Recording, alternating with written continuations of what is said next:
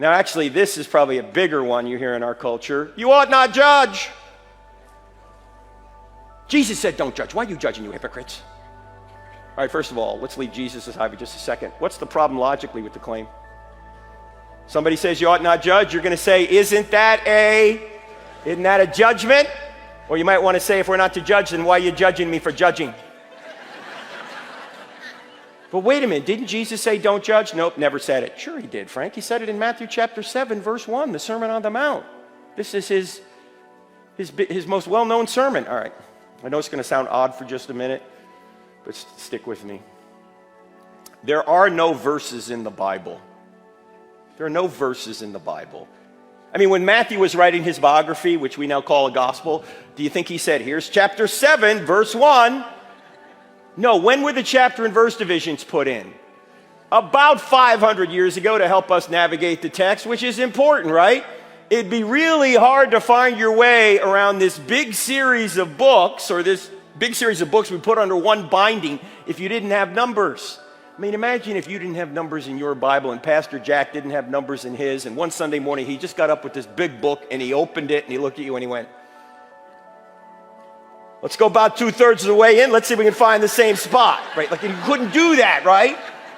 You need numbers to try and find your way around. The problem is we tend to think if it's got a number in front of it, we can take it out and make it say whatever we want. We can't. We need to read around the passage to see what's going on. Did Jesus just say, judge not, and he stopped right there? No, he said, judge not, lest you be judged. By the same standard you judge others, you be judged by that standard. So before you try and take the speck out of your brother's eye, you hypocrite. Notice that's a judgment. You hypocrite. Take the log out of your own eye first, then you'll be better able to help your brother. Then he goes on to talk about don't cast your pearls before swine, which requires another series of judgments. Is Jesus telling us not to judge here? No, he's telling us to take the speck out of our brother's eye. That involves making a judgment. He's simply saying, get that problem out of your life first so you can better help your brother. So this is not a command not to judge. It's actually a command on how to judge. Don't judge hypocritically. If you've got that problem, fix it, then go help your brother. It would be completely ridiculous to say don't make judgments. Number one, it's a judgment itself. Number two, you'd be dead already if you didn't make judgments. You made 100 judgments this morning just getting over here. And now you're going, this was a bad judgment. This guy's crazy. Where's Pastor Jack? Everybody atheists make judgments. They judge there's no God. They judge Jesus didn't rise from the dead. They judge the Bible's not telling you the truth. They judge there's no objective meaning or purpose to life.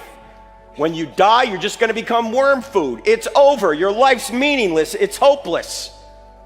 Have a nice day. These are all judgments. The question isn't whether or not you can make judgments. The question is, are your judgments true?